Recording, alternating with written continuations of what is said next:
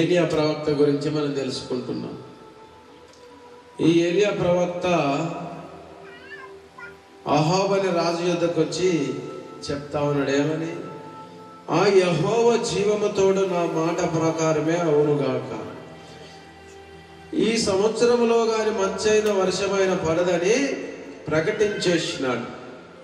ఆ ప్రవక్త ఎప్పుడైతే చెప్పిండో వర్షం బంద్ అయింది, మంచు బంద్ అయిపోయింది, వాన రావట్లేదు, పంటలు పండట్లేదు. ఏమొచ్చేసింది?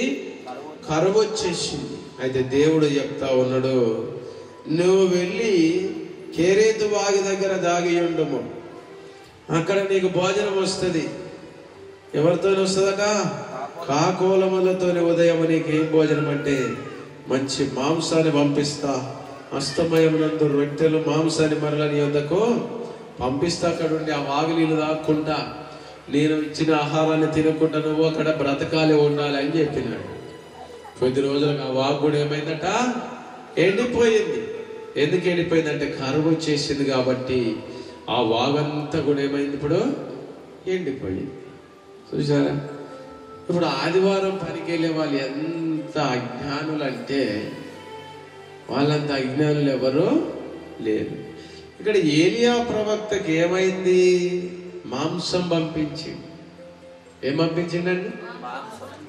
ఉదయము సాయంత్రము మంచి మాంసం, మటను, రొట్టెలు పంపిస్తే హాయిగా తిని పడుకున్నాడు. ఆ వాగునోళ్ళు నీరు. నీకు అవసరమై ఉంటే, నిజం చెప్తున్నాను, నీకు డబ్బు అవసరమై ఉందనుకో, ఈ ఆదివారమే కాక నువ్వు ఆదివారం దేవునికి ఇచ్చినట్లయితే రేపు ఇస్తాడు, ఇంకొక వారంలో కూడా ఇస్తాడు. దానికి సూచన మనం ఏలియా ప్రవక్త జీవితంలో చాలా స్పష్టంగా చూస్తూ ఉన్నాం. కూరగాయల భోజనం కాదు, మటన్ భోజనం హైలైట్, సూపర్ అన్నమాట, బిర్యానీ అట్లా ఇచ్చినాడు దేవుడు. ఈ విశ్వాసము లేని వారు, దేవిని నమ్మని వారు పరలోకము చేరరు, ఇక్కడ ఆశీర్వాదం ఉండదు. అందరూ దేవుని నమ్మానంటే బాప్తిసం పొందడమే అనుకుంటా ఉన్నారు. పొందిన తర్వాత నీ జీవితంలో కూడా ప్రభు పైన బలమైన నమ్మకము ఉండాలి.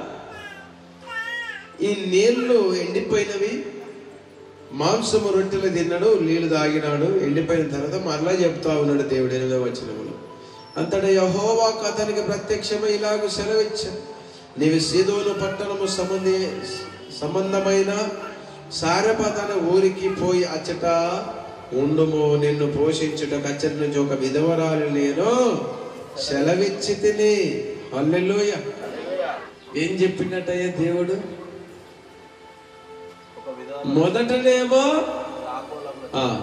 కరువు గురించి అహాబుకు చెప్పేసినాడు. వర్షం పడదిక అంటే ఆగిపోయింది, మంచు పడదిక ఆగిపోయింది, కరువు వచ్చేసింది. కానీ తన భక్తునికి కరువు వచ్చిందా? రాలే. దేవుని మాట ఎవడైతే వినట్లేదో వానికి కరువు భయం పుట్టింది, కానీ దేవిని నమ్మిన భక్తునికి కరువు రాలే. ఇక్కడ గుర్తుపెట్టుకోవాలి మీరు. తన భక్తుని ఎలాగ పోషించాడయ్యా?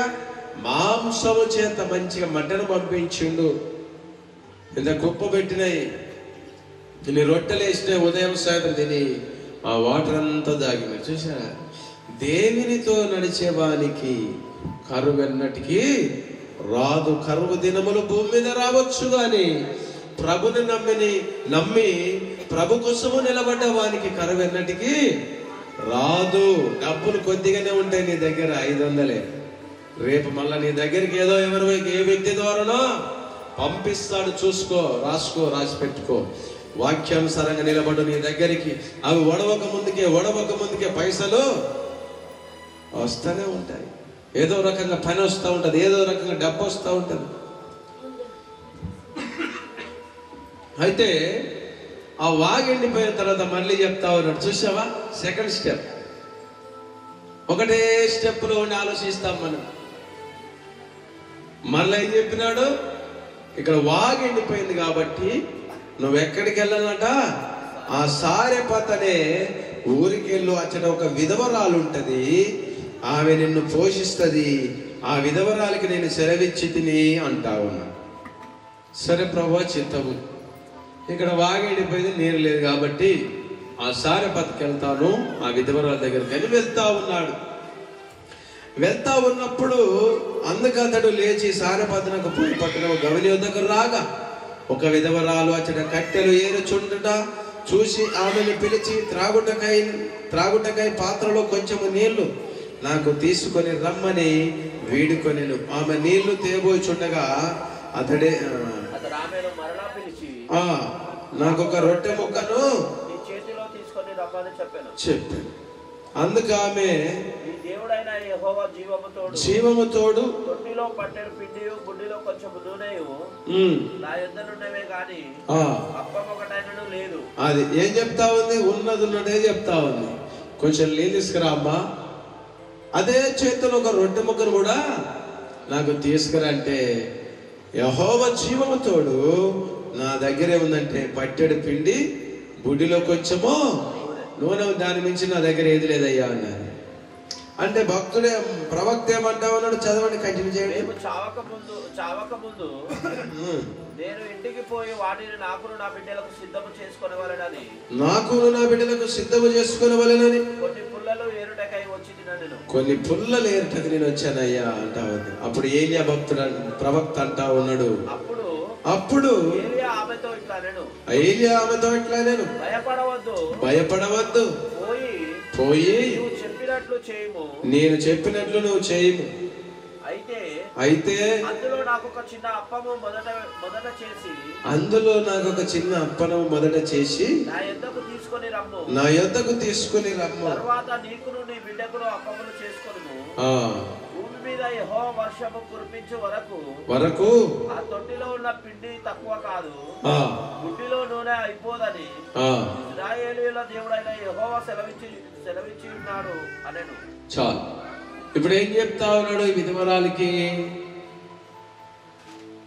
అంటే? ఆయన ఏం చెప్తా ఉన్నాడు అంటే, ఏమిటికి వచ్చావంటే నేను పుల్లలు ఏరుకోవడానికి వచ్చానయ్యా, బుడ్డిలో కొంచెం నూనె ఉంది, పిండి ఉంది, అవి చేసుకొని తిని మేము చనిపోదాం అనుకున్నాము, మా దగ్గర ఏమి లేదంటే సరే ఉన్న దాంట్లోనే మొదట రొట్టె చేసి ఒక చిన్న అప్పరం నాకైతే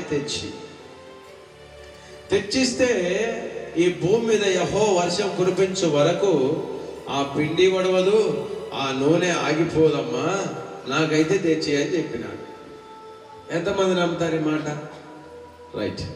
మీ దగ్గర కొంచెమే ధనం ఉంది, ఒక 500 ఉంది, 1000 రూపాయలు ఉంది ఉన్నవి. ఇంకా అప్పుడు దేవుడు కనుక మిమ్మల్ని అడిగినానుకో ఇస్తారా? ఇయ్యరు. ఏమంటారు? కొంచెమే ఉంది కదా నాయన, దేవుడు ఏమిస్తాడో ఏమో. ఏమో నమ్మకంతో ఏం చేసిందంటే మొదట ఉన్న దాంట్లో కొంచెం రొట్టె తీసి ఏలియా ప్రవక్తకు తెచ్చి ఇచ్చినది.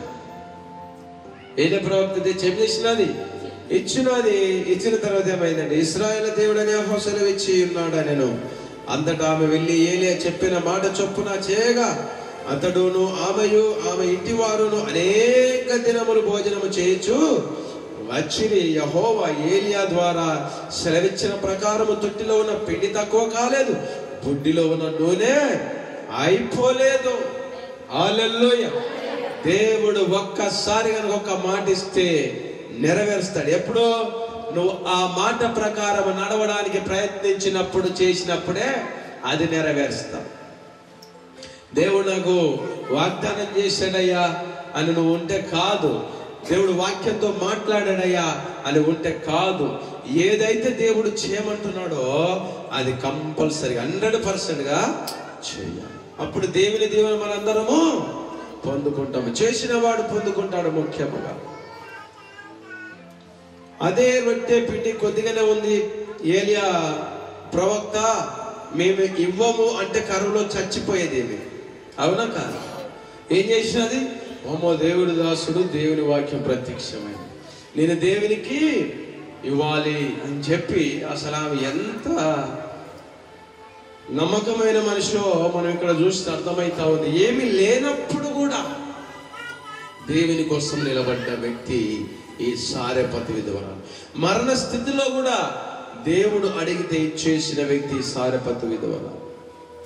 అప్పుడట ఎన్ని సంవత్సరాలు కరువు వచ్చిందో అన్ని సంవత్సరాలు పిండి అయిపోలే, నూనె అయిపోలే. పిండి తక్కువ కాలేదు, నూనె అయిపోలేదు. కరువు దినములో దేవుడు పోషించాడా లేదా? ఎందుకు పోషించాడు? దేవునికి ఇచ్చింది కాబట్టి దేవుడు ఆమెని పోషించున్నాడు.